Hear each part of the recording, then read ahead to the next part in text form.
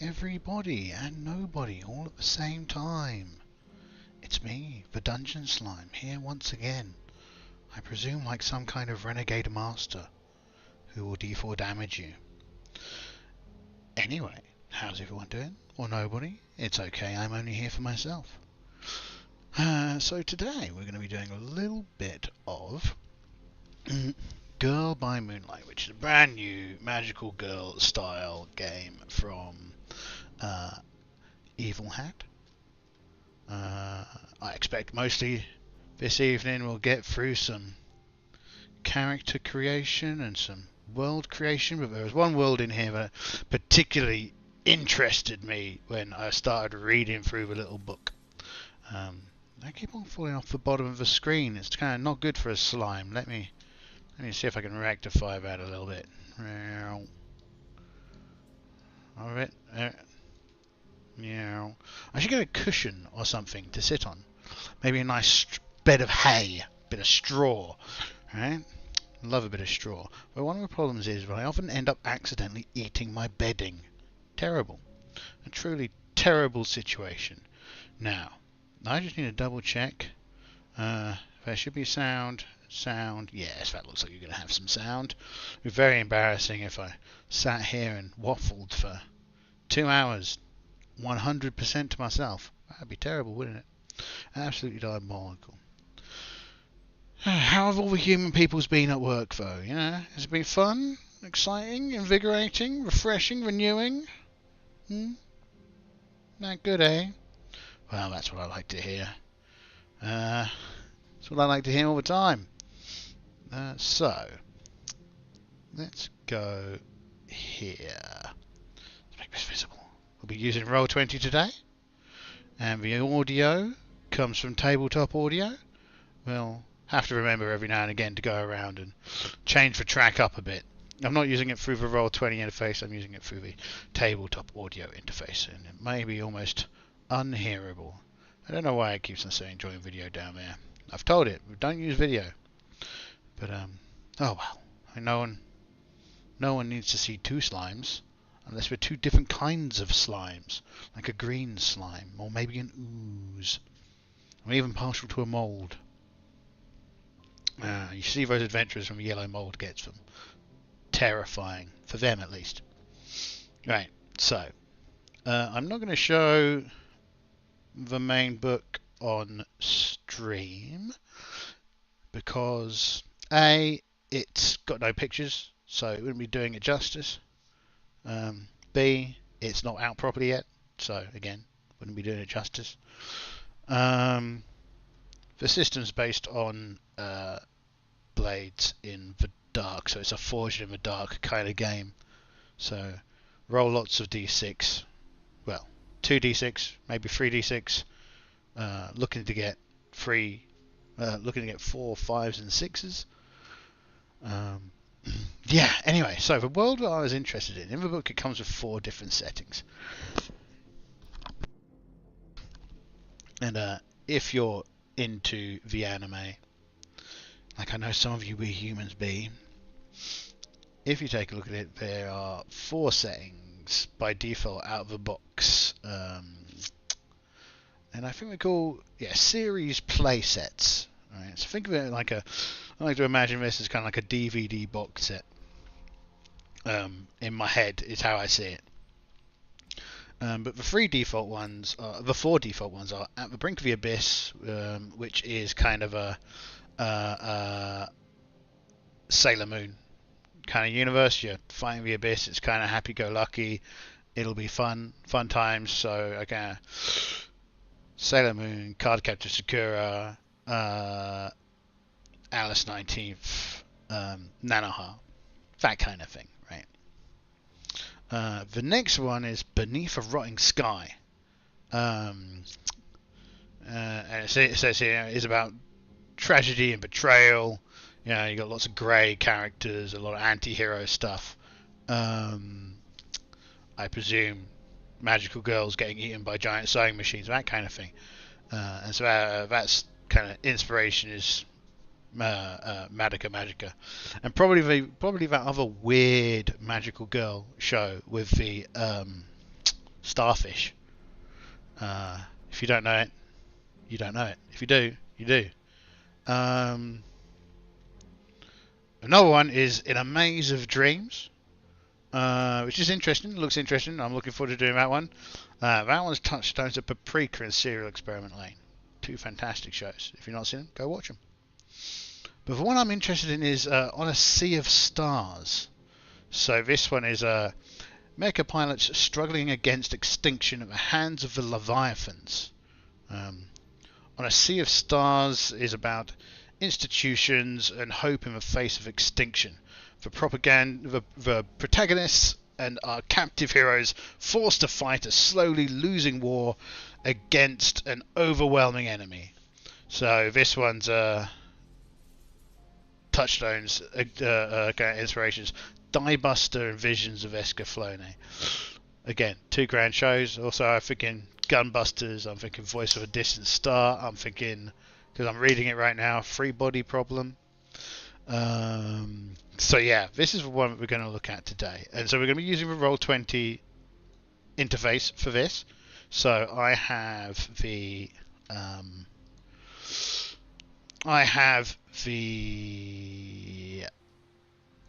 Roll20 package.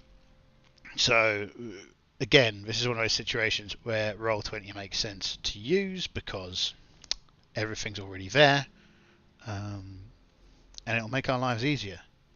So I would recommend. So first of all, I think one of the really important things that we get with this is not beyond tokens, beyond here. Yes, this is it. So create a character in a solo game.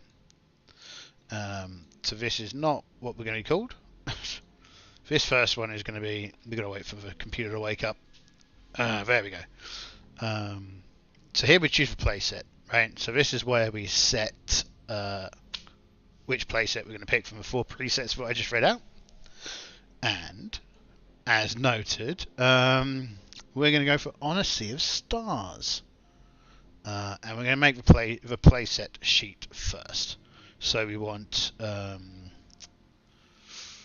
think we want the reference and map. I think that's it, but maybe it's the protagonists. Yeah, okay, no, it is this one first. So, in this one, we get to pick what prompts we want. And yeah. Hopefully this will be cool. So, normally when you're playing this with a group, you would, of course, do this in a session 0. We're kind of having our session 0 here, amongst for one of us. Ooh. Well, I'm a slime, so maybe I'm infinite people, seeing as I split in order to do my thing. So, what lurks in the void? And I'm going to open the PowerPoint here for me to just double check stuff as needs be, because I'm only a little slime, and little slimes aren't very clever. So, phases of play, series playsets. Here we go.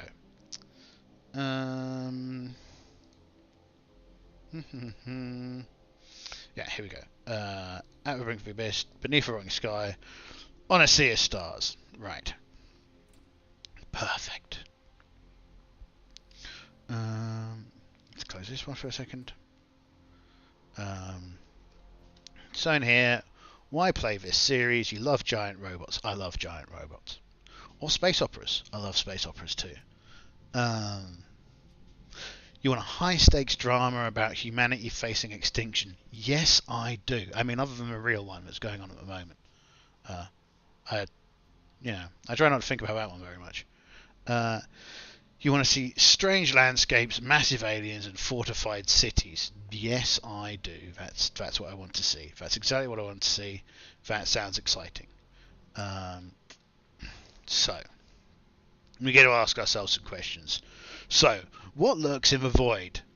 And here, he goes, so I turn around to the players and go, what lurks in the void? And then we've got the options. A world of ghosts and demons, a storm of psychic energy, ancient gods reawoken, guardians of a natural order, a vast all-consuming organisms, our basest fears made manifest. So, um, so with like a world of ghosts and demons, I mean that sounds a bit too not what I'm looking for in the Leviathans, right? That feels like for actual demons and monsters and ghosts, and we've got a battle against them. So that's not my thing. Storm of psychic energy. Again, that's kind of abstract. I'm looking to really have the girls punch stuff in the face.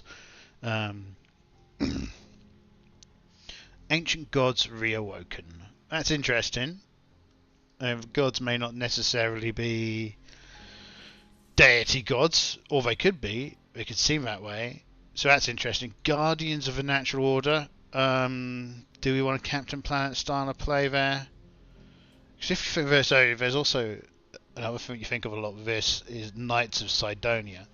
Well, you never really get to understand, or at least not for what I understood when I watched it, and it was a while ago. You never really understand what the creatures are that destroyed humanity, other than it was largely humanity's fault, right?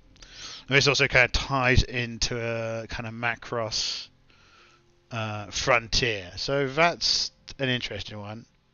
A vast, all-consuming organism. I mean, yeah, you've got kind of that very example from Knights of Sidonia or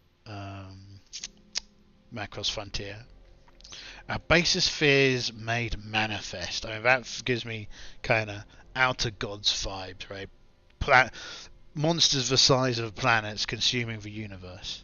So I kind of feel for me it's either these four. Do we want kind of really Ancient Gods because I kind of think that the Ancient Gods Reawoken and Our Basis Fears Made Manifest could both be kind of equally horrifying. And I almost kind of like, I could replace either with one another, right?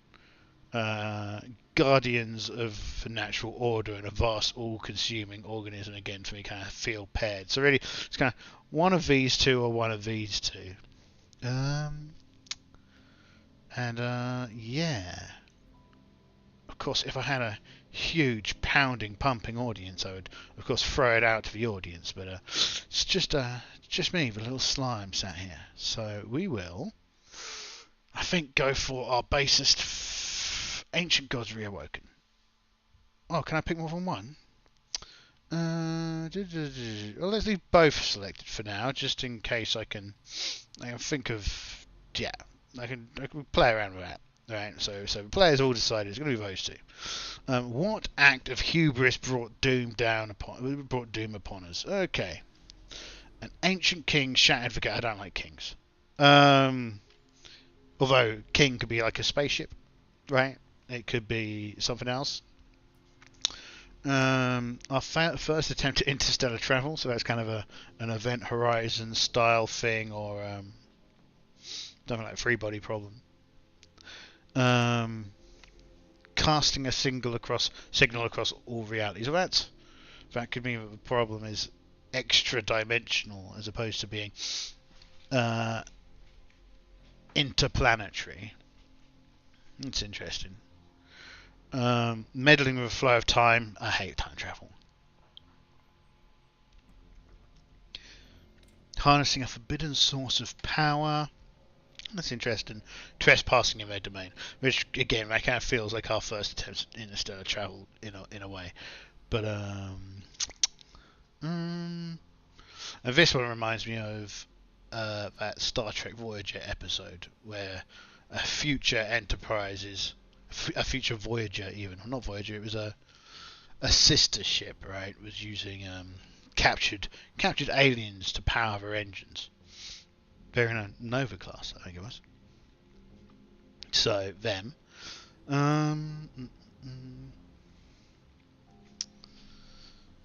So harnessing an ancient king shattered the gates of death.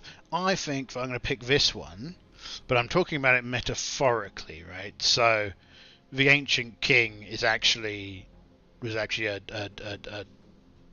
starship, right?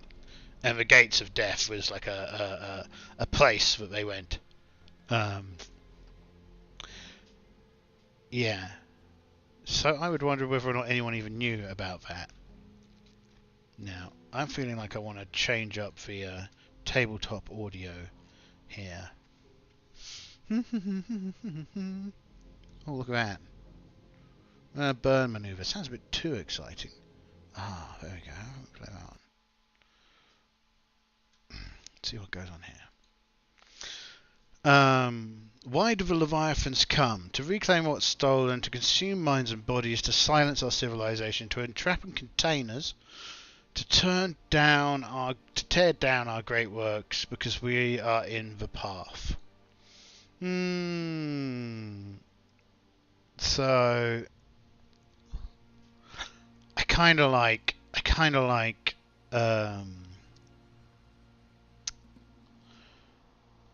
so in order to kind of create, if you imagine that, okay, we went to the ancient shattered gates, right? Oh, well, we've got, because we're going more for the ancient god basest fears, right? So we're more talking eldritch monsters, right?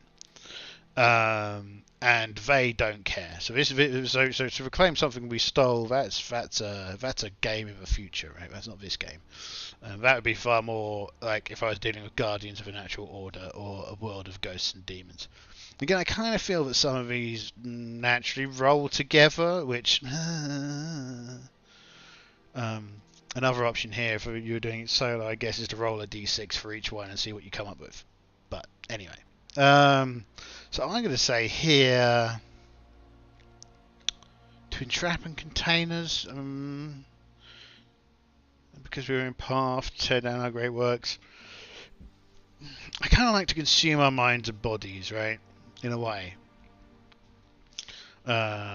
because the ancient basest fears, right? They want to torment us, you know, so they're like horrifying creatures that can entomb and consume. So that sounds good to me. What form do the Leviathans take? Massive demonic sea monsters? No.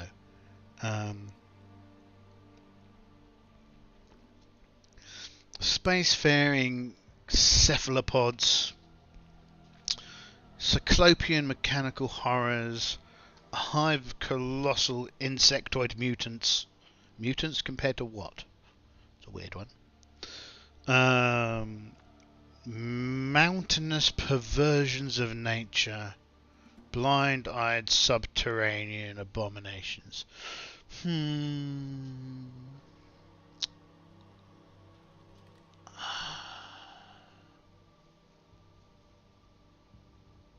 All of the above?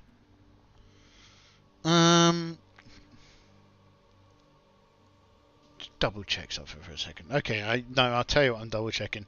I'm double checking exactly what a cephalopod is. That's what I'm doing. I'm pretty sure I know, but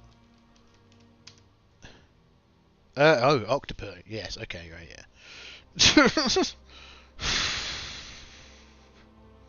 How? Yes.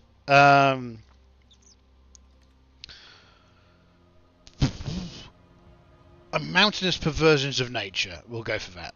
I mean, in the human mind, that could be a lot of things, right? You kind of imagine all kinds of large, monstrous. I mean, yeah, it's like a hive of colossal insectoid mutants could be because it says mutants. I mean, they could be a mountainous perversion of nature. So I mean, I've gone into this with very much an idea in mind, which is like whoosh, lasers, beams, shooting,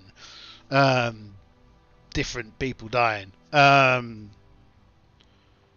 think I remember another Baccarano, something like that, Boccarano, where a group of kids piloted a giant robot, and each time he won a battle, one of them died. So yeah, that kind of thing. By the end, there will be only one. Probably, we'll see. Okay, where do we take Shelter. Choose one or two. Okay, an isolated city-state, an ancient fortress, quarantined and sealed, rebellion and strife, law and order, a mobile bunker. Well, I think a mobile bunker, because I think they'll be on like a giant space carrier, right? And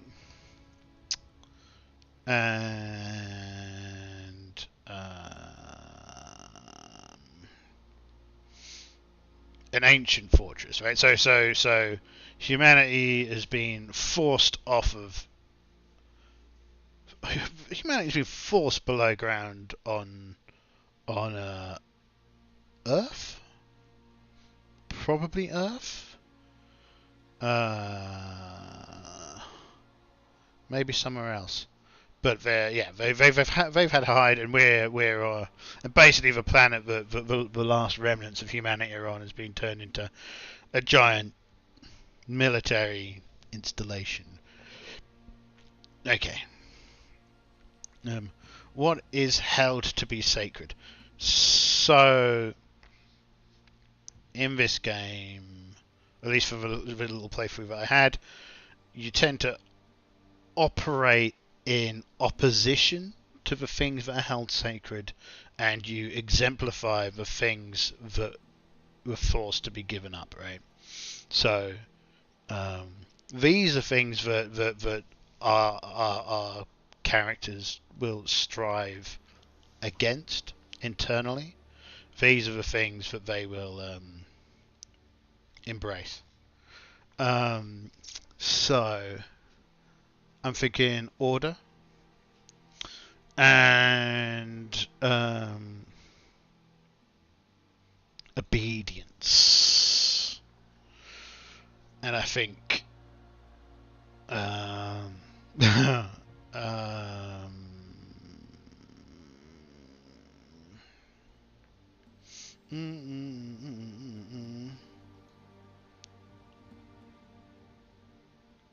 actually, intimacy and emotion. Cool. So these are what was humanity forced to give up. There we go. We pilot engines against the Leviathan. What separates us from the masses? So doomed volunteers. So that means that we volunteered. I presume we're inverted quotes around that. Although you could say elevated by the authorities is you've been volunteered. Yes, everyone is equal apart from those sent off to get eaten by the giant space monsters. That grown. Chosen by the engines. Changed by the Leviathans. Our drive and ambition. Well, I feel you get to be more bratty and angsty if you've been elevated by the authorities, to which I mean you've been volunteered by society. That kind of gives you an 86 kind of vibe, where all of the non-silver-haired, white-skinned people are sent into the outskirts of a city to pilot the drones, so that no humans die in the battle. Good anime. I recommend it. What role do you play? Each protagonist chooses one or two. Instruct each protagonist to select a playbook. So I like for number 4. I think it's a good number. And let me just double check something. Do for flagship, for engines, for last bastion, building the series. Okay. Yeah, there's a bunch of different things. We'll go look through them in a second, but each protagonist chooses some of these. So let's make ourselves a handout.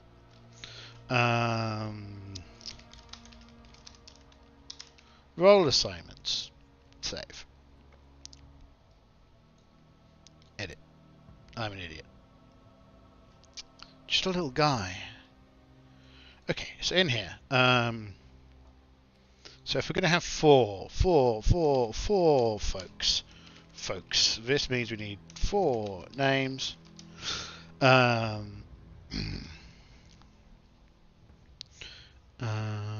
So ace pilot, insubordinate rebel. So each one picks 1 or 2. Weary mechanic, civilian, troubled captain, rejected candidate, press ganged convict, forbidden lover, naive idealist. Okay. Pilot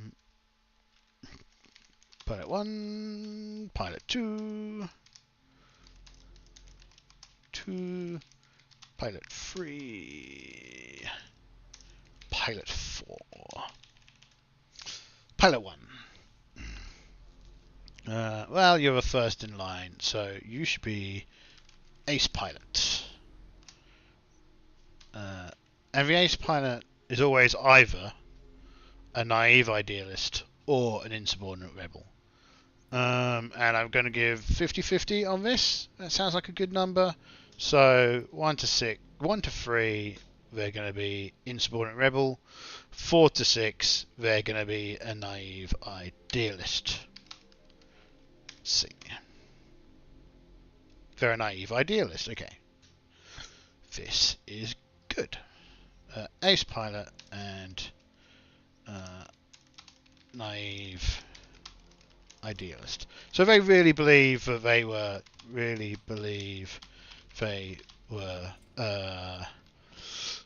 selected for good intentions, right? So they think that the authorities picked them because they were great. Pilot number 2. Well, this person number 2, right? This gives me very Macross vibes in a way, because you've got kind of like civilians. You could imagine that being like Lin Min Mei, the weary mechanic. There was no mechanic in Macross, so I'm entirely wrong. At least not in the first Macross. More of a Gundam kind of thing, having a weary mechanic. Mechanics tend not to be the insubordinate rebels, so we'll just give the insubordinate rebel to pilot 2, and they won't have another thing. Or character to character 1. 1 character 3. 3 is a well, we want a weary mechanic and civilian. Insubordinate rebel and press gang convict. Yes. And the last one will be a troubled captain who is a rejected candidate. Cool. Let's get back into the book. So,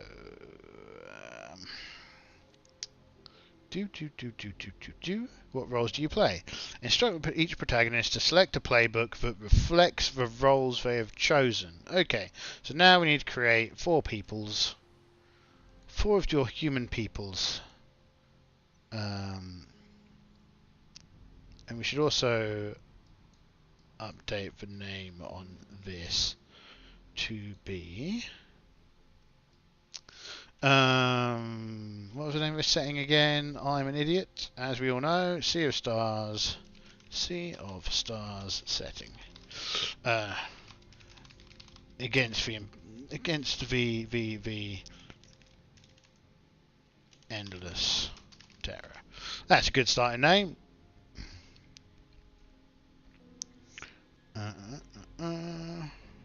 Okay. So 1, 2, 3, 4. First one. So, choose a playset. We are on a sea of stars. Choose a playbook. So, as we already know, I don't like time travelers. So, Guardian, I suppose, might be a good one. The blurbs. So, I'd originally thought that there was like a blurb for each playbook for each setting, but there doesn't seem to be. So, character playbook reference. So, the Enigma is aloof, secretive, and graceful. The Enigma leads a complex double life. No. The Guardian is patient, watchful, and kind. The Guardian looks out for all their friends. Well, the pilot is naive, and they're an ace pilot, and they're a naive idealist. So I definitely think that Guardian fits this character. So we'll stick in their role. Ace pilot and naive idealist. Right? Good. So that's that one. So I'll explain all this later. Scouscubio. I'm going to have to edit that. Scouscooby. Okay. I'm down with that. Score Scooby? Score Scooby. That's no. Okay. So Score Scooby. Uva Stulios. How do they? What are they using to make these names? Are they using Markov chains? Maybe. Maybe they're using Markov chains. I don't know. Choose a playset on a sea of stars. Choose a playbook. Okay, we've decided, so this is the insubordinate rebel and press-ganged convict. Okay, harmony, definitely not going to be, well, maybe confident, earnest, and attentive. The harmony is the inspiration for their allies. No. Outsider, reckless, jaded, and combative, of course. that's They'd either be like an outsider or an enigma. I think it'd be cliche, of course. I mean, it is a magical girl kind of universe, so cliche is fine, particularly in a space opera for an unlikely hero. But let's double check the enigma for a second. So the enigma is aloof, secretive, and graceful. The enigma leads a complex double life. So there could actually be something there with this insubordinate press-ganged rebel that they aren't at all. They could be a spy. Interesting. That's an option. Let's just go here. Could actually be a spy.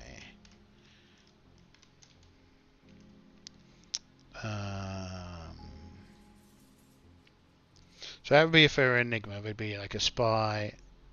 The outsider is kind of like the obvious answer for this role. We might have to look at the names as well. So there's some bits and pieces we need to set up here.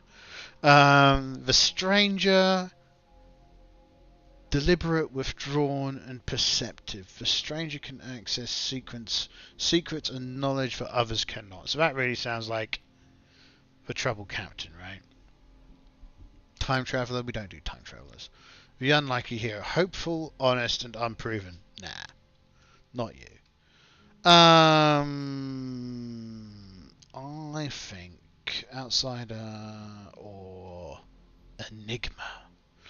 They live by code and work to keep others on the right path. That's Guardians. Not looking at you. Aloof, secretive, and graceful. The enigma leads a complex double life. Always there at the moment of need, only to disappear mysteriously when the danger is past. Like any good act, the enigma leaves their audience wanting more.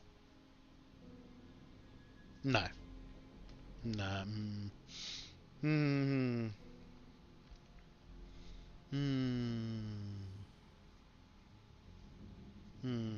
Maybe.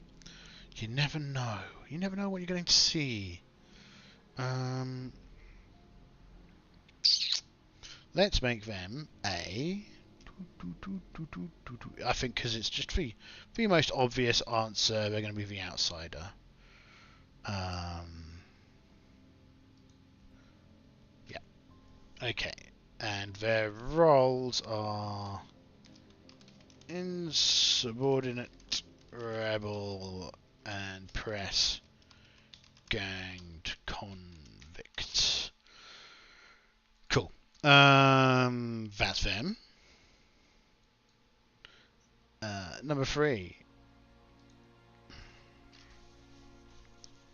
Number 3 is a weary mechanic and a civilian. I'm feeling harmony vibes from that kind of combination.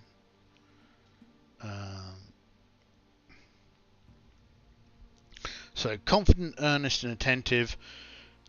For harmony is an inspiration to their allies. We understand the power of relationships better than anyone because it is their power.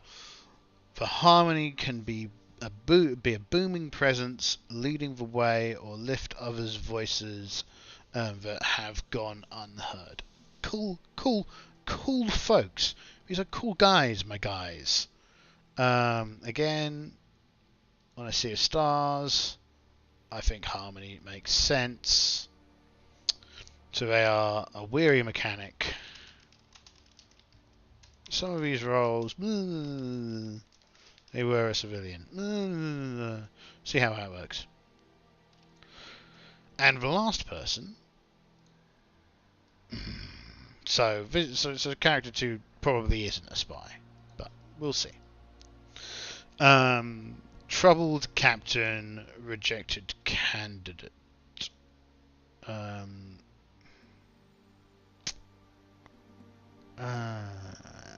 Outsider, stranger. Stranger. Deliberate, withdrawn, perceptive. The stranger can access secrets and knowledge that others cannot. This focus means that they struggle to express their feelings to others, though they often feel them very deeply. So yeah, this sounds good for a rejected captain. Stranger. Okay. So we've picked those 3. So if we go back over here, building the series. Doink. Okay, instruct each protagonist to select a playbook that reflects the roles they've chosen. Okay, how do they keep us in line?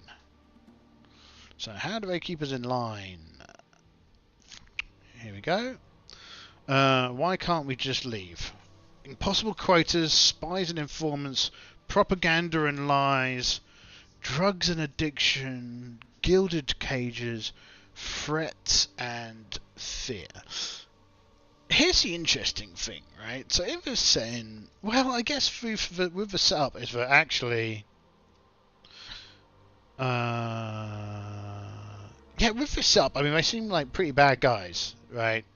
So someone needs to fight them, and you know, we were picked, so I guess that's propaganda and lies.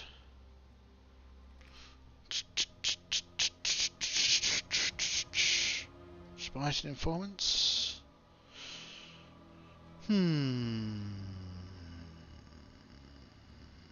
Okay, yeah, we'll go for that right now. Propaganda and lies. What is our reputation? Celebrated heroes, figureheads for the authority, cursed warriors, cultural icons, hopeless Leviathan fodder, monsters in our own right.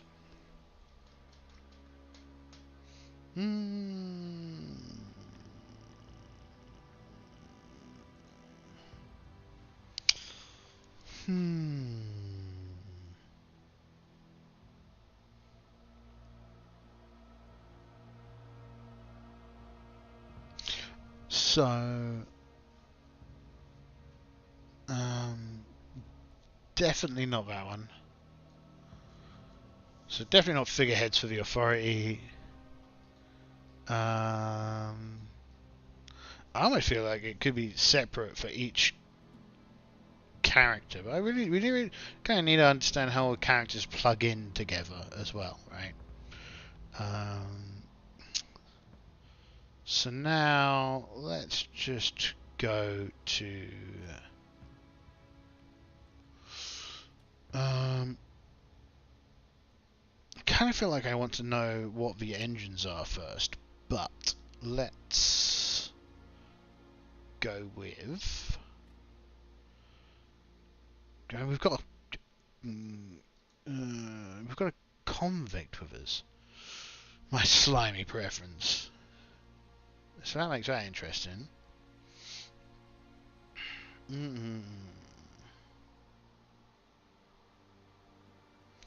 Cultural icons, hopeless Leviathan fodder.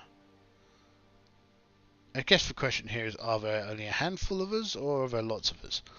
And I kind of feel like we're kind of an elite bunch, despite our kind of conscripted status. So probably celebrated heroes, cursed warriors, right? Right. That feels like an option. The flagship, the last Leviathan hunter, a floating fortress, a top-of-the-line ship, a former civilian vessel, a swarm of smaller ships, a sleek corvette. The corvettes are very small.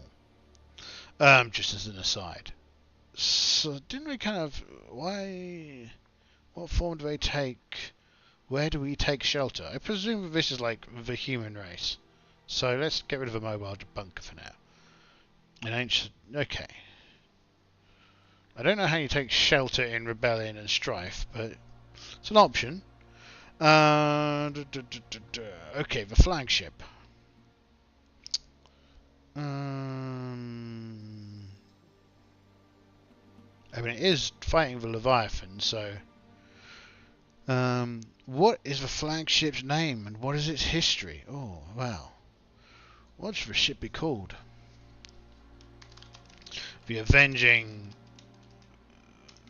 Fist of Solemnity.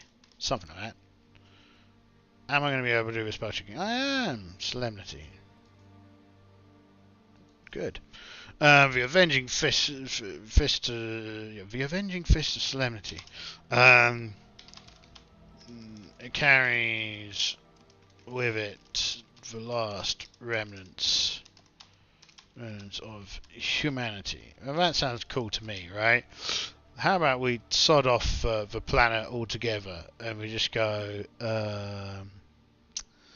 we've only got one ship. We're going like full Knights of Sidonia on it, right? So, yeah, the ship is an ancient fortress. This is cool. Yeah.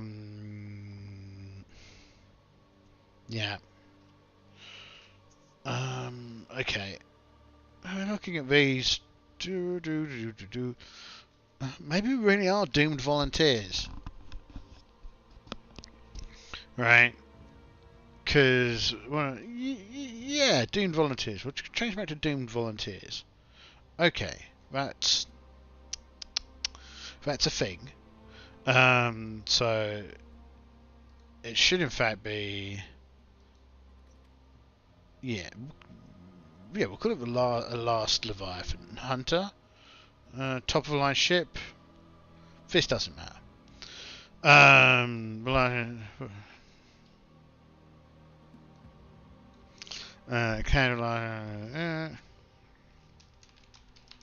It hurtles away from the remnants of the earth. Desperate to find a new home. It finds itself under constant threat and attack. I feel even more. Maybe the ship is so vast that there are monsters already on the ships in the less frequented Sequential levels. Hmm? Yes. Oh, but it's built into Ceres, right? Or some other massive asteroid. Or some other massive asteroid. Right, that's a thing. That's horrifying. The last of humanity trapped on this ginormous ship. Each player adds one engine to a hangar, describe it, and name it, and assign it one virtue and one impulse. Oh. Okay. Is there a place to store the engines? No. I guess we should add them directly in here. The engines.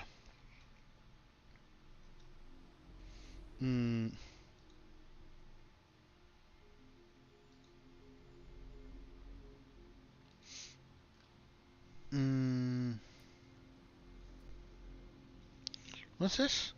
Okay, each player adds one engine to the hangar. Describe it, name it, and assign it one virtue and one impulse. Engines are semi-intelligent combat mechs, each unique from the other. They have identities, memories, and emotions of their own. Why can't we build more? What do they yearn for? What names are they given? How does our transcendence affect them? Now that's a lot of questions there. And your character is incompatible with the engine you create and cannot pilot it. Why? Oh, that's interesting. Okay, there's only one of me, so this is going to be a bit of a... each character can't pilot one of the mechs. Okay, so let's go in here and have a look at... Well, let's answer these first questions first. Engines are semi-sentient combat mechs, each unique from the other. They have identities, memories, and emotions of their own. Why can't we build more? Well, that's easy. The technology is apparently lost to us when we fled Earth. Easy, that one. Add. Probably be good if you were a wee bit bigger there. What's the next question? What do they yearn for? What do they yearn for? See if there are any examples in the book. The engines.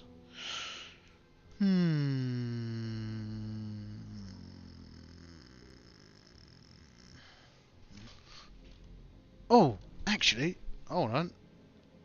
Some of these questions can be answered here, but here's another thing we can get in here. If we go to create characters, add characters.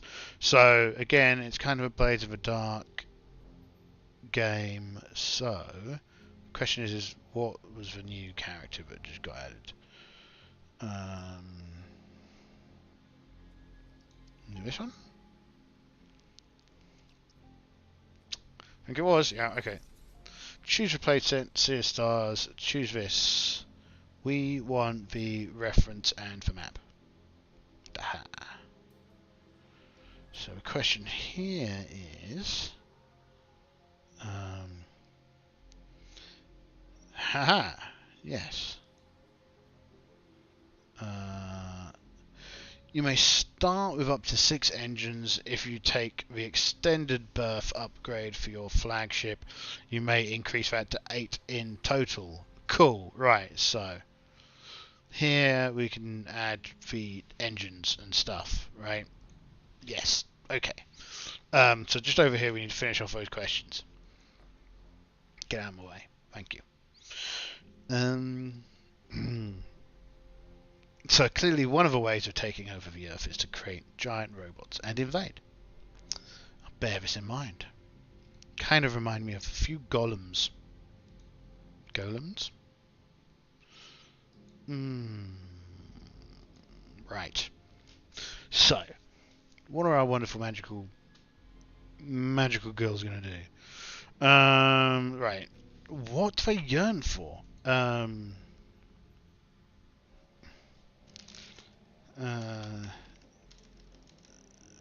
They yearn to return home.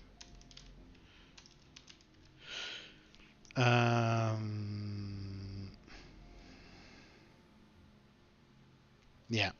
Or they could yearn for love, right? You could be in a whole Anne McCaffrey weird spaceship situation, right? Actually have, if you've not read it, I won't go into it. It's kind of grim. Man falls in love with his spaceship. It gets worse though. Okay. What names are they given? From names from a random name generator.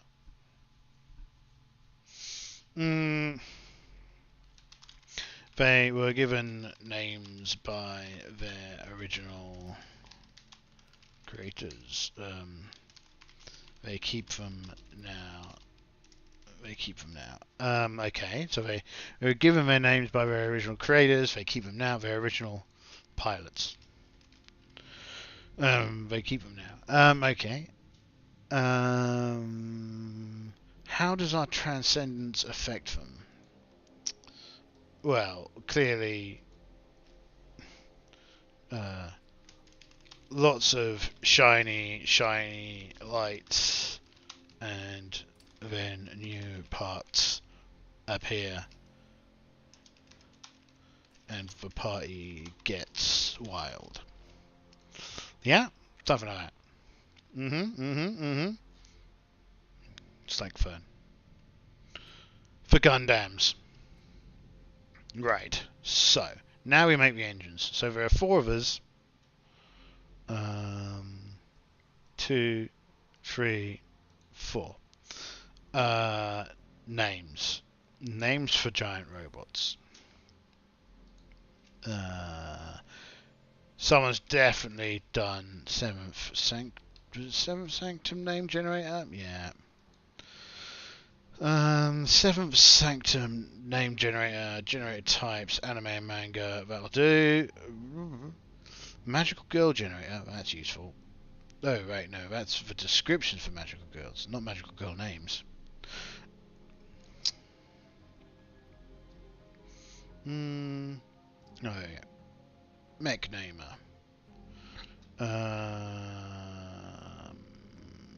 Advanced system, Sun Soldier.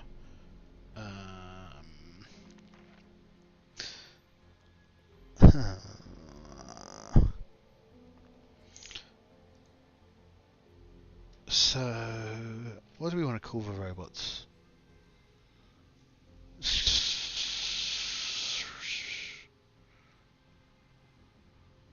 Huh. Okay, so right, fine. We'll go with these names here on this thing. You can't see them, but I can. That's all that's important.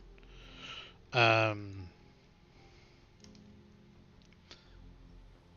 kind of like names for the robots that sound, because clearly there's something weird going on here, right? So something like Brahma, Apo. Where'd it go? Apone.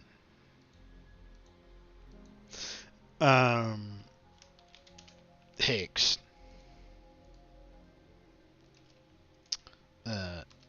Newt. Okay, right, I'll explain this one. Yes. Aliens characters. Not an aliens character. In fact, I'm going to replace this one with this one. Right. Okay. These were the names of my 2 oldest cats. Well, the 2 oldest cats that lived in my house when I was a child. And these were the names of 2 other cats that lived in my house. Right. So we had all of the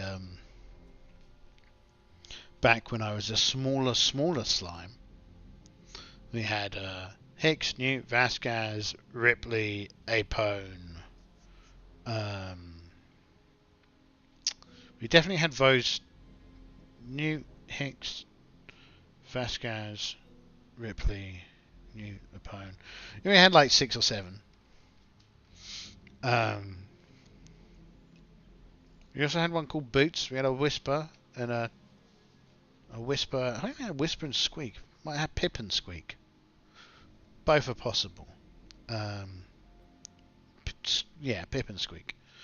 So each mech gets a virtue, and each mech gets an impulse. So let's have a look at these. So they're in the book.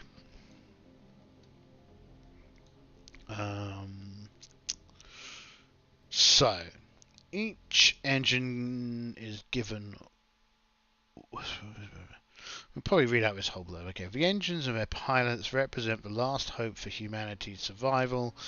Engines are semi-intelligent combat mechs, each is unique from the other. Precious few remain, and no more can be built. Engines are alive and have identities, memories, and emotions of their own. I think this is all already in there. They are not simple machines that respond to pilot inputs. They are living beings that the pilot must build a relationship with. The engines must build relationships with the engines and earn their trust. Engine pilots are exceptional people singled out for ability to connect with these strange machines. The engines draw on their pilots' transcendent powers, allowing them to vastly exceed the normal capabilities. With a wrong pilot, they are temperamental, unwieldy, vulnerable, or worse, driven by their impulses running amok. When a pilot and their engine are truly attuned in their hearts, their minds, and their hopes, they both unlock their full potential. They stand a chance of stopping the Leviathans and saving humanity. Each engine is given one virtue when it's created. When a pilot actions align with their engine's virtue, the engine provides a bonus die. Okay. So, virtues. Elegant, fierce, clever, powerful, bright, wise, brave, and serene. Okay. So, Brahma will be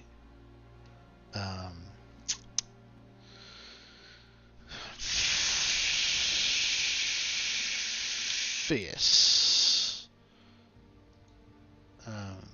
Vishnu will be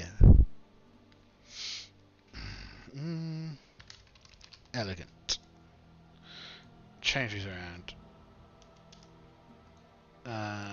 Corona. The beer. Clearly that pilot liked beer. Corona will be Vishnu will be wise. Corona will be elegant.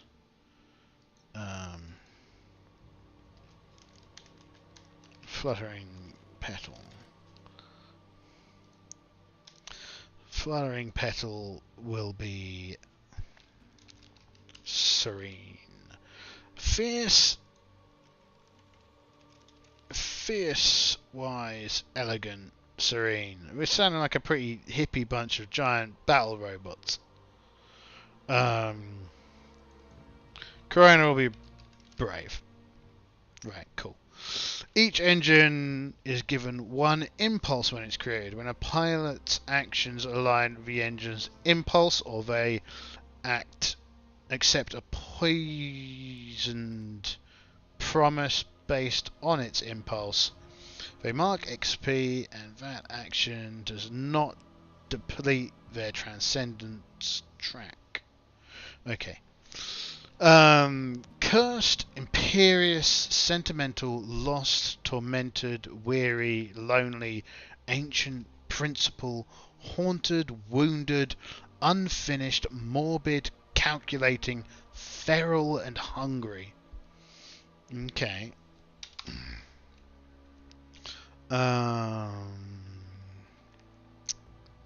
So we'll go for tormented.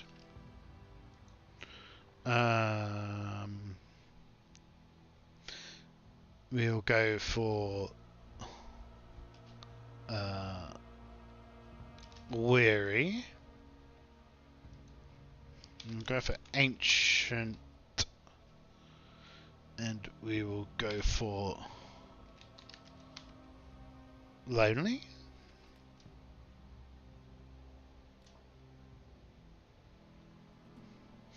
Is that okay? I mean, well, fierce. Maybe fierce and imperious. Imperious.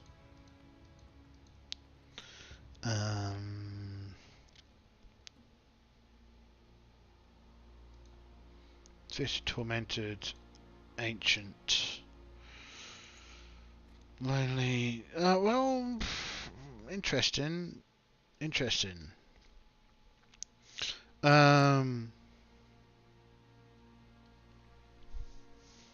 Each engine has a hidden second impulse sealed. Alright, each engine has a hidden second impulse sealed by a poisoned promise. During play, if a situation seems compelling, offer a poisoned premise that adds an impulse for an engine someone is piloting.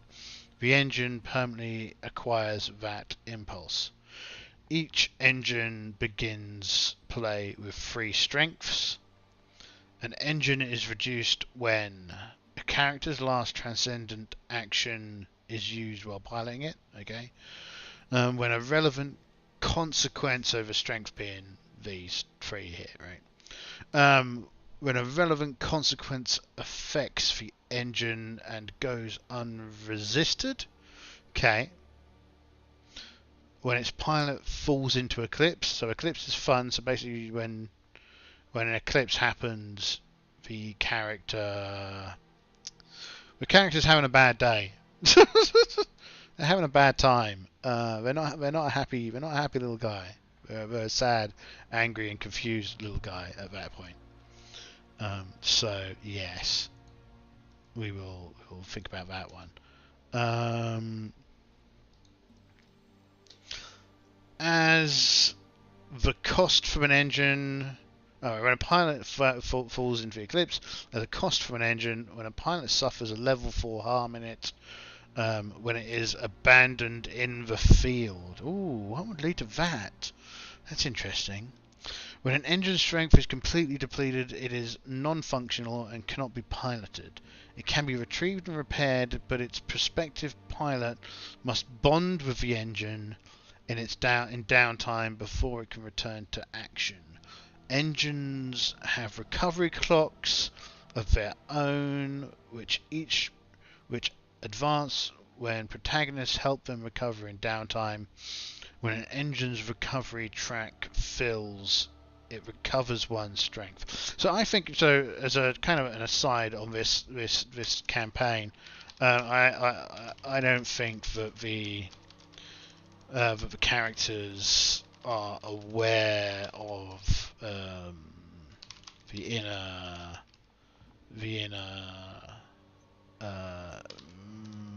mechanisms of the engines, right? So they don't know that they have like these impulses, and they just think they're machines. Okay, that's kind of how they're advertised. They come out of the box, says this is a machine. They are machines. Okay, that's what the characters think. This will no doubt change. Oh my! Suddenly got lots of new guys on. Lots of new guys on the threads. Let's check them out. So always double check their threads account. You know, make sure they don't have a picture of some marble statue as an icon, and that they don't have anything deeply suspicious on their list of stuff. See, this one looks great. Looks great. Fantastic. Yeah, more new friends to the Frenzyverse. Hopefully one day they'll all show up to witness the unfolding events. What am I going to do tomorrow? Tomorrow I'm running a group, so won't be doing much. I think later this week I'm going to play some Dungeons and Dragons. That's what I'm going to do. Anyway, Yeah, so in this campaign mode, I don't think that they're aware that the engines have stuff going on. Now, in order to do this next part, we kind of need to decide on everybody's names. So, also we need to edit this page so that it's called Against the Endless Terror map. Save. And let's edit this one as well. Here? Yeah. Edit. Let's get rid of the... Yeah. Go to that. So I feel like I'm going to need to update the audio. I've been around this loop a few times now.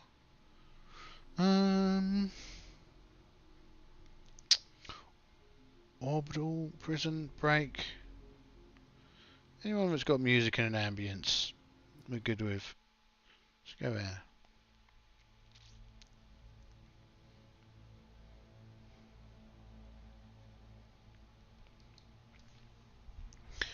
Right, excellent.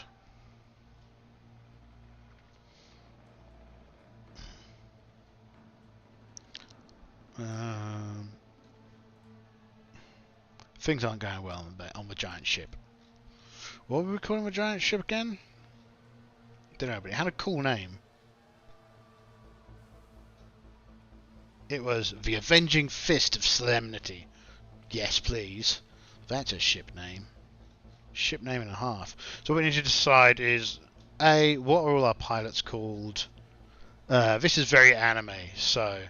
But it's like space opera anime, so we can just like get a massive random name generator, right? Maybe it's an anime name. Character. Fine, character. Anime character name generator. Sci-fi name generator, that'll do.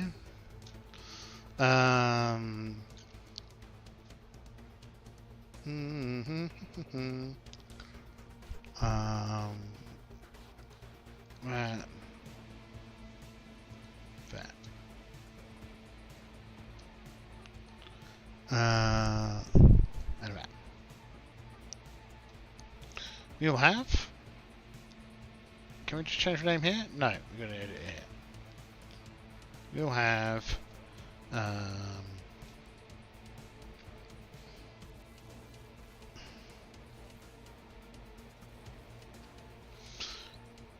We will have. Those are all terrible names. Computer. Terrible, terrible, terrible names. Let's go back to the cyberpunk name generator, shall we, computer? Okay.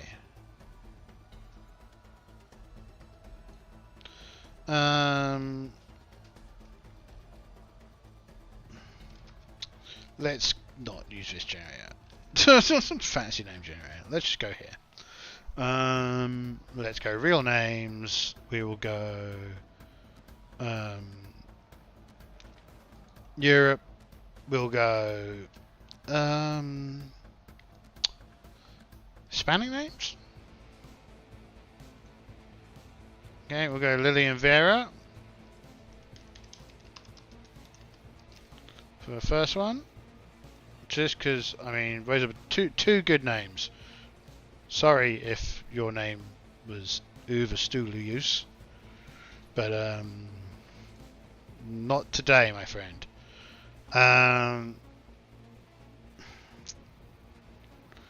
We will go for a what do these ones look like? Algerian? Sounds good to me. Edit. Nina Marcelli. Michelli? I'm not sure.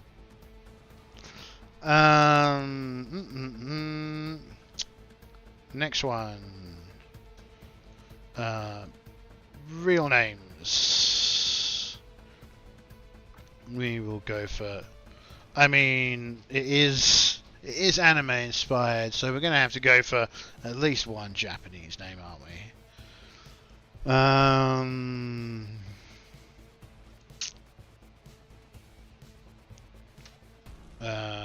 And it shouldn't be them, should it? It should be no, let's go for it.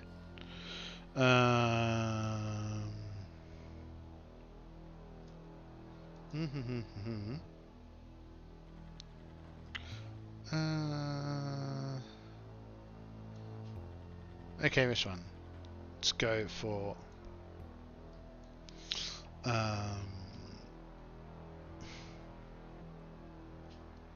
Kita Kasumi.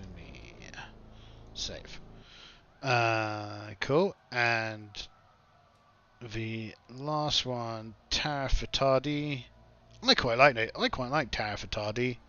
That's a good name. I'm happy with Tarafatadi. Didn't I put everyone's backgrounds in here? Oh no. Who's a stranger? Troubled? Oh, well, this was a captain. Okay.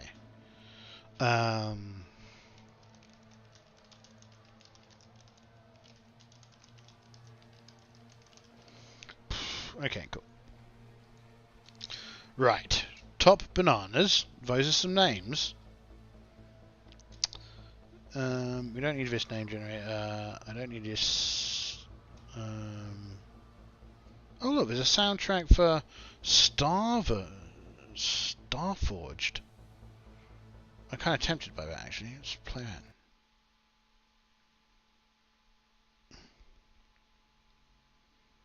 Oh, I'm a tabletop audio Patreon as well. Oh, go me. That's such a clever little slime. Such a clever little slime. Until they copyright strike me and I get set on fire, then that'll be bad. Oh, and the whole reason we were doing that whole naming thing is that we want to figure out who can and can't pilot what, right? So, Lillian Vera is the Guardian, so she is this one. So, Lillian Vera. And let's be frank, to make our life simple, oh, do you know what? To make our lives not simple, let's do a D4. Right? 1d4. When in doubt, roll a dice. 4. So she can't pilot the fluttering petal. Can't pilot fluttering petal. And the reason for this is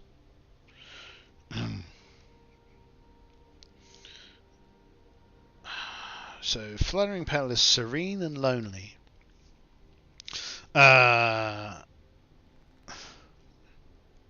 Because Lillian's bold and fiery personality, spirit,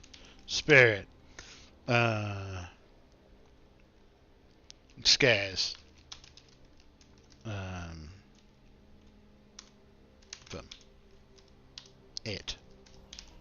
Right, cool. So that makes sense. Next, character 2, the insubordinate rebel. You? Yes. Nina Maselli. Macelli? Maselli. I don't know. Macelli? No one's going to know. No one's going to come here and listen, so no one will ever know. So instead, character 2, we're going to roll a d3. So they can't drive number 3. Number 3, for some reason you can't lift it up when you click on the bottom of a sheet. Kind of annoying. Why is that? There we go. If we click on little drag, it'll work. Number 3 is Corona. So she can't drive. Can't pilot Corona. Because... What's that? Brave and ancient. Because Nina lives in the moment, and Corona lives in the past.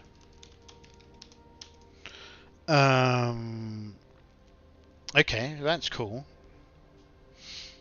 And this is Nina Michelli. Nina Michelli. Okay, cool. So that's her. Shoot. Next, Kira Kasumi. So that's Kasumi. Kasumi-chan. You roll a D2. So Kasumi cannot pilot number 1, and number 1 is Brahma.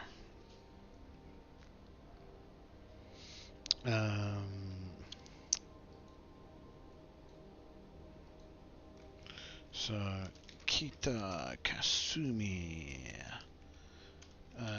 cannot pilot Brahma.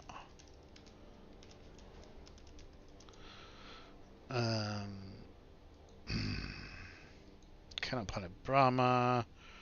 Fierce and imperious. A calm and melancholic. A calm nature. Tires and fatigues Brahma. Fatigues it.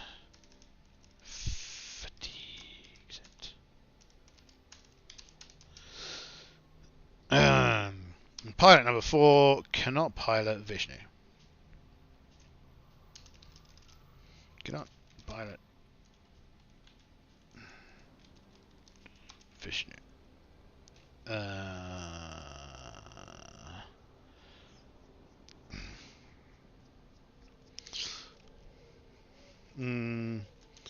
It finds her. It finds her calculating and orderly nature vile. Right? Yeah. Okay. And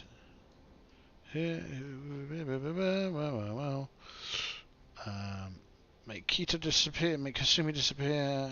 Who's this? Lillian. You can disappear. Who's this? Who's this? Who are you? Who are you?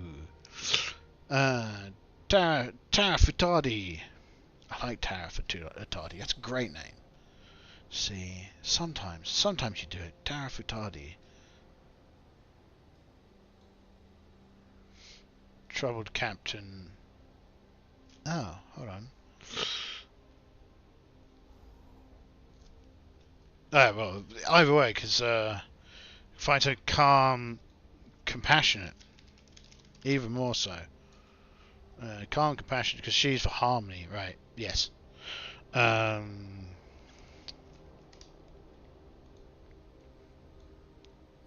Futadi. Tara Futadi. Cool. Okay. That's all of them done. So we've made all our robots, and we've attached them to people. Flagship.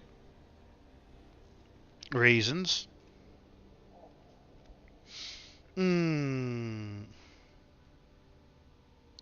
So, next step is... How do I keep us alive? The engines. Our transgressions. How do we transgress against that which is sacred, right? So, as noted earlier on, when we went up here and we picked order and obedience, we need to go.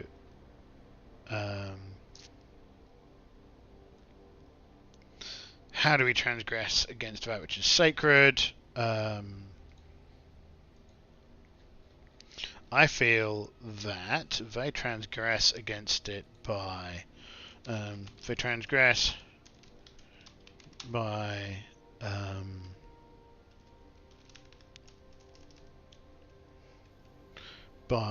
acting one another in mind. They do not abide by authority unless compelled to.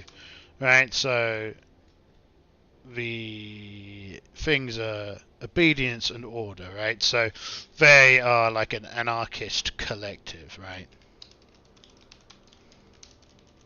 Which is kind of the anathema to order and obedience, right? So they have order through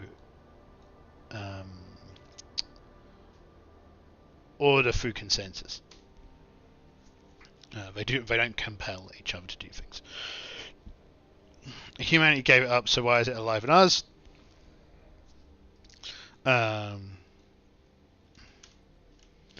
Because the only way to survive in the horrifying conflicts ahead is by being there, right? So we're only each other's support network because we are fighting the outer gods for all intents and purposes.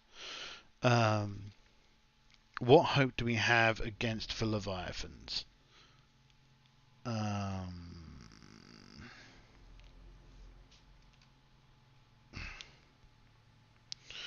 Who believes we have a chance? Who doesn't? Okay.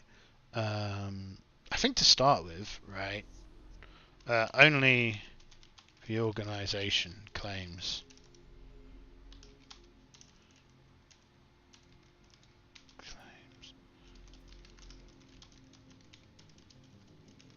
And we have to have hope. Otherwise, we will have nothing.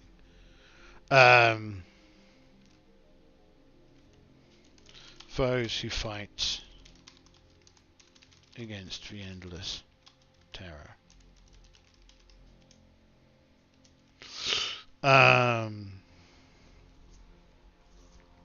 Cool. So that's kind of like the first component of that. But next, last remains of bastions of the last remain. So series rule. I need to be right back. 1 second, universe.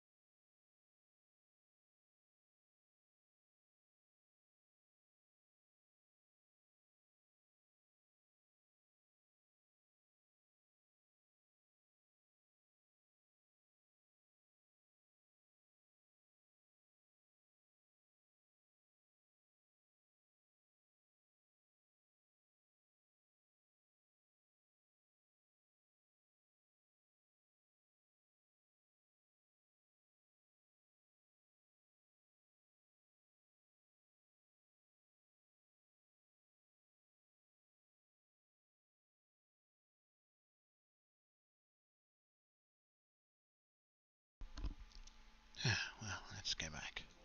Hello, we're back again. Back once again. Like the slimy young one that we are. Hello. Cool, top bananas. Right, so where were we? Before I was rudely interrupted. Yes, okay. Right, we're on for series abilities. So basically every series playset comes with a whole bunch of bespoke moves. And they will just adjust the way that the game functions.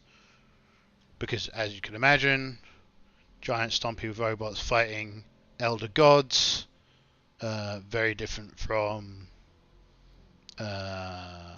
Tokyo Mew Mew, fruit and cake themed magical girls fighting giant cats. Right, so cool. So, the series rule, the last bastion of humanity. Whatever remains of humanity in this series takes shelter in the last bastion. The bastion is fortified and tightly controlled by military authorities, at least at first. Its fortifications are battered by the continual assaults of the Leviathans, and unrest threatens to tear it apart from within. Should the bastion fall, humanity will surely fall with it. The protagonists fight to protect the bastion, but they will also get opportunities to visit it. This could be during downtime, as a rare bit of shore leave, or during a mission to explore the ruined world. The bastion is also where consequences of the protagonist's missions might manifest, perhaps as district damage during the recent Leviathan assaults, or crowds clashing with authorities enforcing new rationing restrictions. So this is really well shown in Macross Frontier. I think it's also shown pretty well in Knights of Sidonia. It's even back to SDF Macross, right? Even to Gundam, where the destruction of O'Neill cylinders is like a running theme, right? Yeah, it's not a great world to be in when the wars start, because the civilians get caught in the crossfire. Again, I think depending on how this plays out, I wonder if this might become just a good general framework for mech-based games. But on the other hand, my fundamental problem with Forged in the Dark is I much prefer PBTA's, so Powered by the Apocalypse's approach of 2d6 plus minus modifiers. Well, plus modifiers, right? Because a negative modifier added is, yeah, you understand. You get where I'm coming from. So if your modifier is from -3 to +3, and you rolled 2d6, and say you didn't have a skill, and say not having a skill at all is a -1 or a -2 or a -3, and then having each rank of a skill is a +1, +2, +3. For me, I don't like having to roll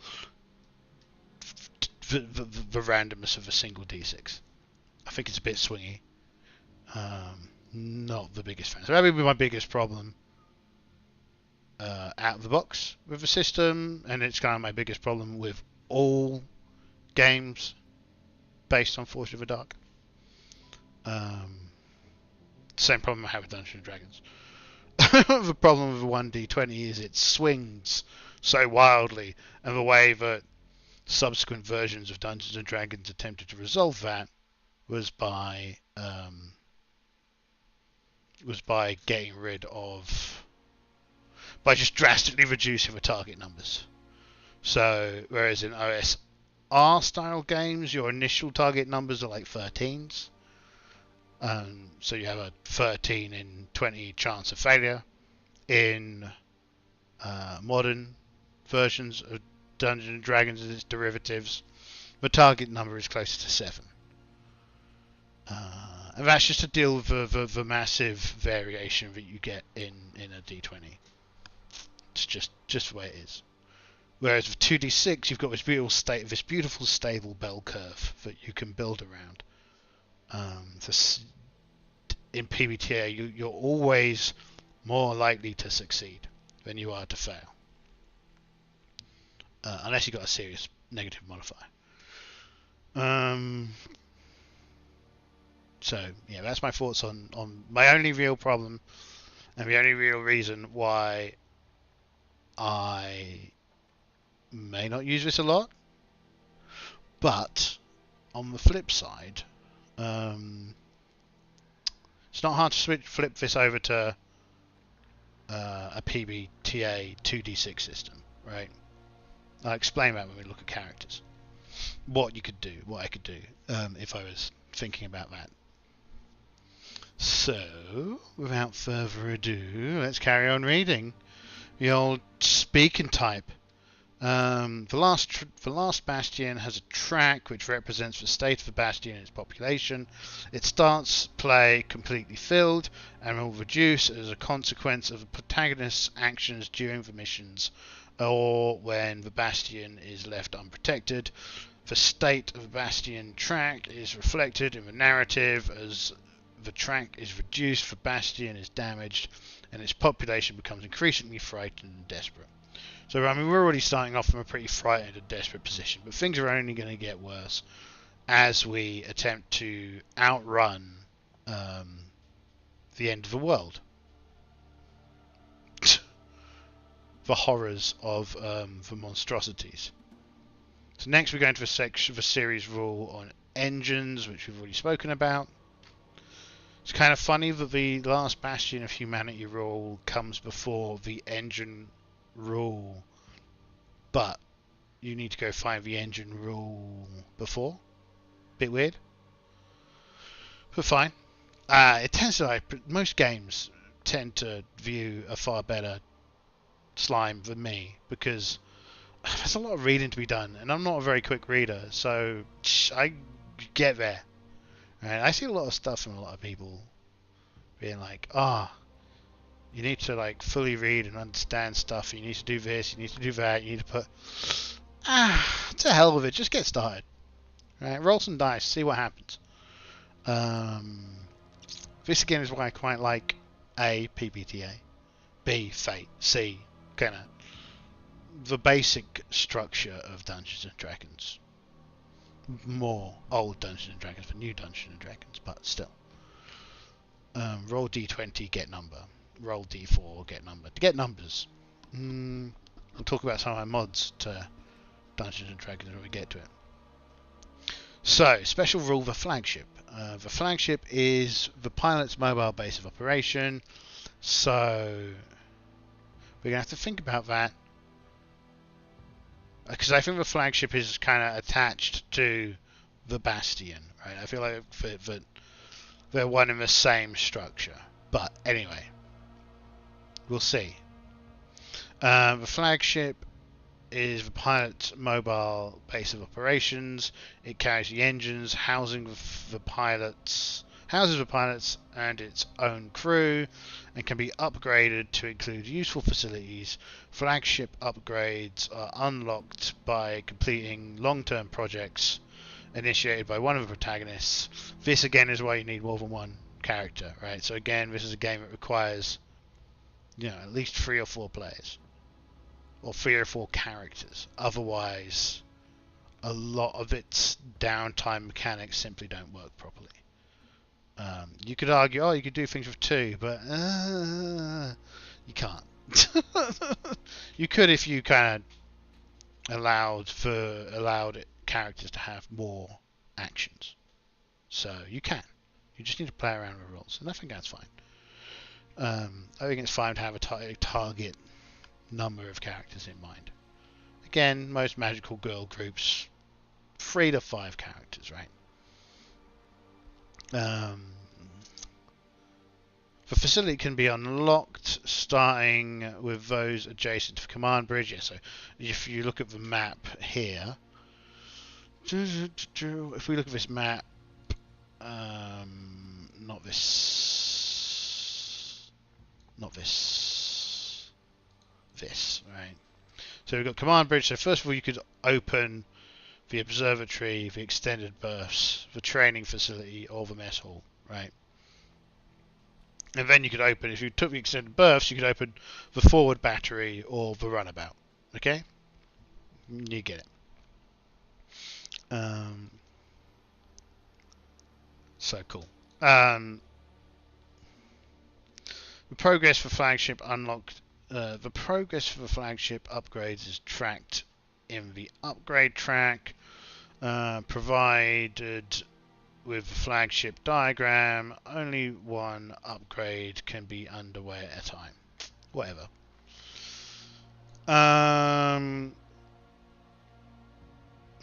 So you can see each of these gives you a specific set of bonuses, right?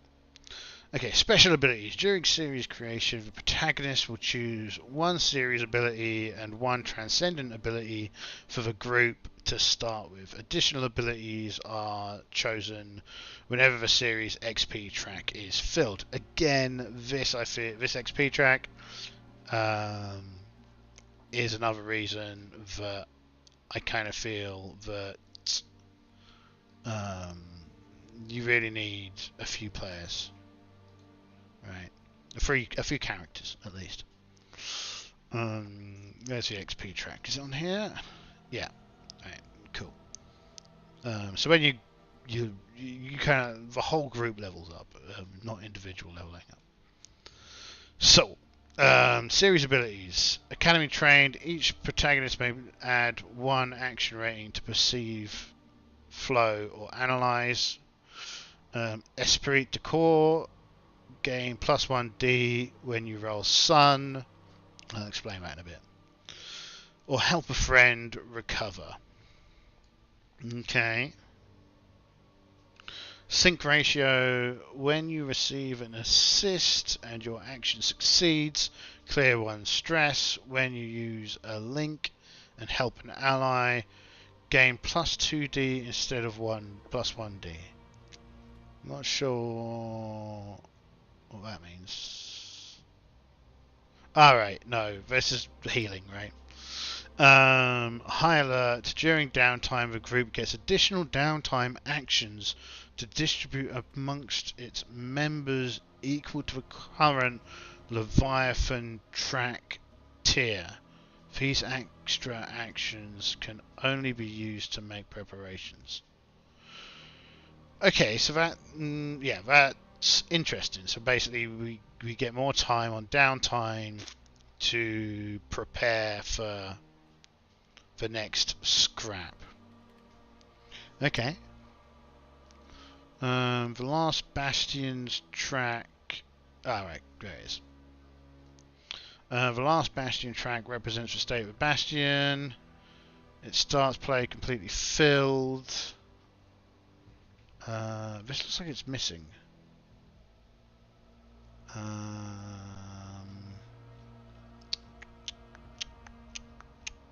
Oh wait, no, okay, right. It's talking about this last Bastion track. Okay, I understand. The last Bastion track represents the state of the population on the Bastion. It starts completely filled at the beginning of downtime. The Bastion performs a number of downtime actions equal to the current Leviathan track tier, always at least one, and rolls a number of dice equal to the current Bastion tier. It prioritizes actions as the following: Pride, work on a long-term project for the flagship upgrade if one is already underway. 2. State of emergency, make preparations if Leviathan track exceeds readiness. Okay. 3. Patchwork, if Bastion track is depleted, repair Bastion track. Okay. Complacency, increase the adversary track, roll as make preparation but apply the result to an adversary track. Okay. So, if none of these things are relevant, people start to get complacent and the threat increases. Okay, where's the adversary track? Life is full of questions. Is it on here?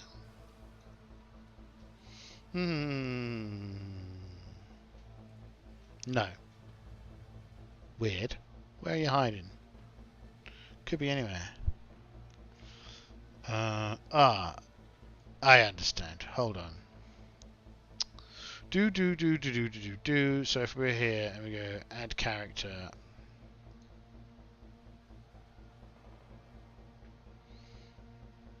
And we make this on a sea of stars, and we make this adversary sheet.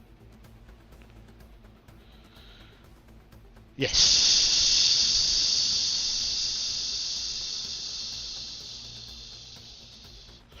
This seems to be replicated on a lot of these sheets. That's kind of annoying. Unless they're all linked to each other. Are they? They are not. So this starts off filled, right? This...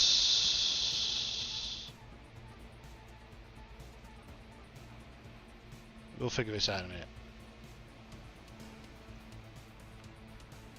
Oh. Yes.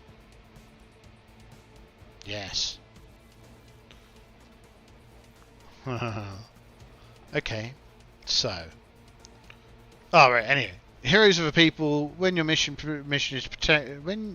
protects someone or something important, gain +1d engagement roll. When no innocents are harmed during the course of a mission, mark series XP. That's kind of nice. Anything that gives you more XP is a good thing. But I'm thinking a lot of civilians are going to die. I don't know. Just call it a hunch. On borrowed time, during downtime, you may remove one segment from a readiness track after a roll to improve the result level by 1 step. This cannot be used to make preparations, what is neglected or goes unfinished elsewhere. Okay, right. So this is kind of... we're sacrificing our readiness in order to gain some more downtime.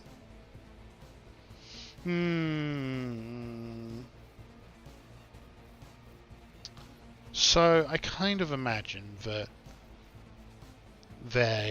in this situation they are pretty well trained because so it's either going to be academy trained,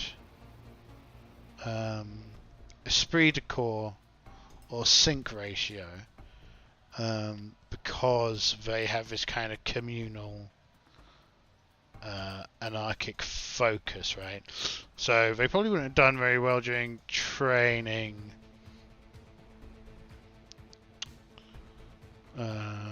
So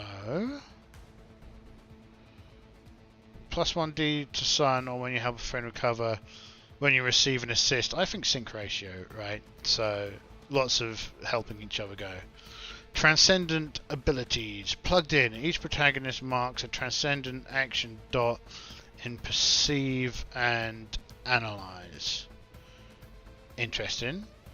Harm of level 3 or lower is fully negated when you spend armor to resist it. You may spend your armor to improve your position for a single roll.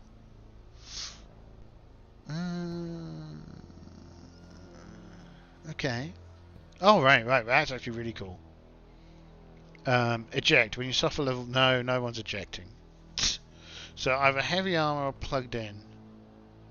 I think each protagonist marks a transcendent action dot in perceive. And outside influences, we could pick one from somewhere else when we level up, of course. We will take heavy gear. Harm of level 3 or lower is fully negated when you spend an armor point to resist it. You may spend your armor to improve your position for a single roll. Okay.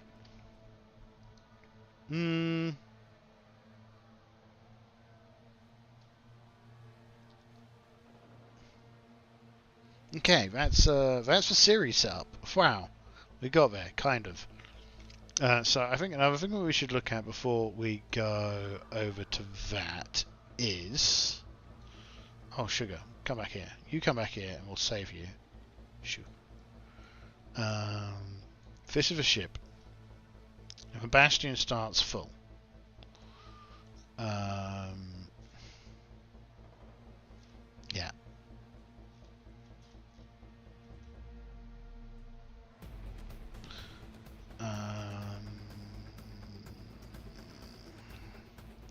Make preparations. When you make preparations, describe how you're readying the bastion for the next attack. Enroll an appropriate action. Advance the readiness track based on the result. Ask the director 1 or 2 questions from your gather info list. Okay. This will make sense. So what we were going to look at is this one. That's a name, Programmio Clocci.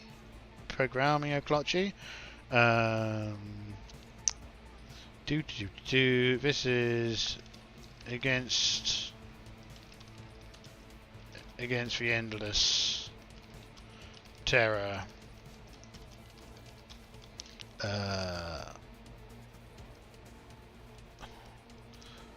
Antagonist? I can't remember. Antagonist.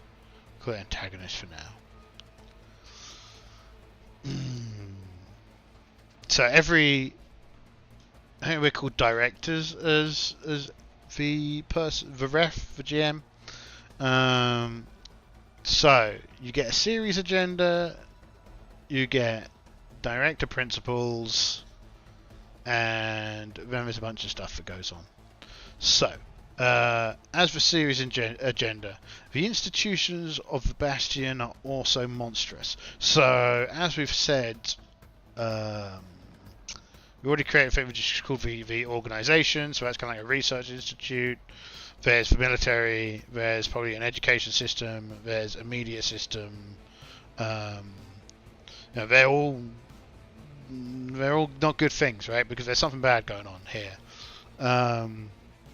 It could even turn out when we get to the end that actually the human race was already destroyed, and actually we're just brains in jars. Who knows? Perpetually tormented, right?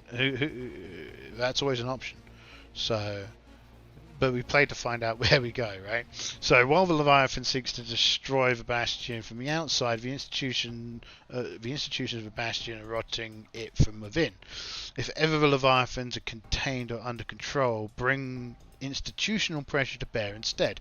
I also feel that this is represented by that complacency trait, right? The institutions of the Bastion make impossible demands of those who work in them and turn otherwise good people into tools of oppression. Rigid ranks and order leave the institutions unable to adapt to changing circumstances or be kind to anyone serving them. That's a mood. Sound like a dungeon master. Give engines huge emotional landscape. This might be difficult for me. I lack all emotional landscape. The engines are not simply machines that do exactly what pilots tell them. They are sentient beings with emotions. I wonder how that works. It's like quantum computing, or is there really a brain inside of them? Who knows? The engines likely cannot communicate directly, but their hearts are an immense weight that the protagonist must bear.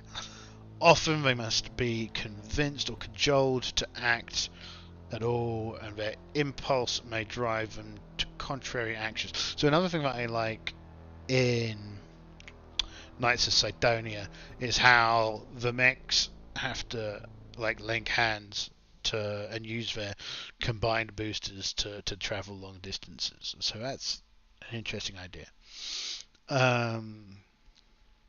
Should the engines ever lose hope and give up the fight, humanity is doomed to extinction. Cool. Make the Leviathans fundamentally alien. This is going to be easy enough to do. I think we can do this, right? Judgment calls. Whether protagonists make mistakes, people die, buildings are ruined, and things are lost that cannot be recovered. Again, we're circling the drain, as they say in Titan A. Whenever something is damaged or lost, consider its effects on the pilot of their engine. Yep. should a protagonist find themselves acting against a Leviathan without their engine, the stakes will primarily be survival and escape. Yes. When the protagonists are piloting an engine but not transcended, they will typically be outmatched, reacting and struggling to keep pace with Leviathans. So this is something that I find kind of, and again, it goes down to the structure of Forged in the Dark versus the structure of PBTA. I kind of find that Forged in the Dark forces you into a specific a specific scene framework that moves from invest your obligation, your investigation, your transcended scene, and your the fallout and downtime, right? So is that obligation, downtime, transcended scene, outcomes, right? Which I find a bit, because sometimes I feel that you should be able to go back and forth between in a role-playing game, right? Between the action events and the investigatory events. So for me, I would normally have like obligation, downtime, event, downtime, event, downtime, event, fallout, obligation. But we'll see. We'll see. We'll see. It's just me. And then we've got the director principles. Be a fan of the other players. Surely that should be characters.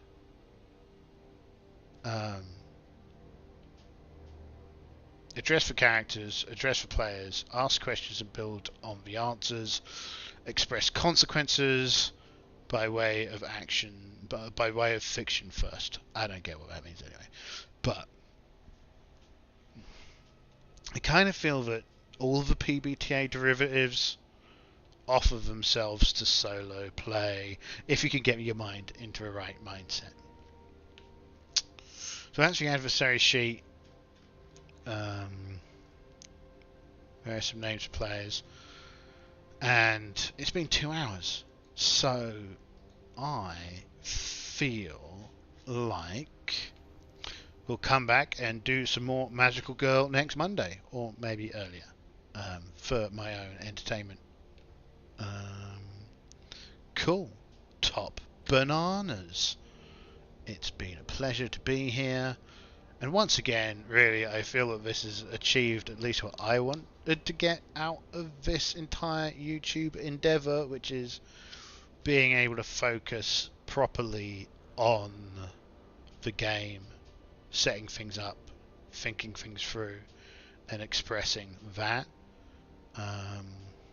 And if anyone ever enjoys any of it, all the better. Hopefully I'll get around to doing some kind of shorter YouTube video content soon.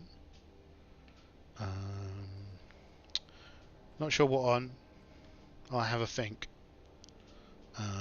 But yeah, I mean, I might do something. I might just make a couple of characters and do those as YouTube normal content. I don't know. But yeah, top bananas. It's been a pleasure. So long. Be excellent to one another. And yeah, thank you very much. So long, human.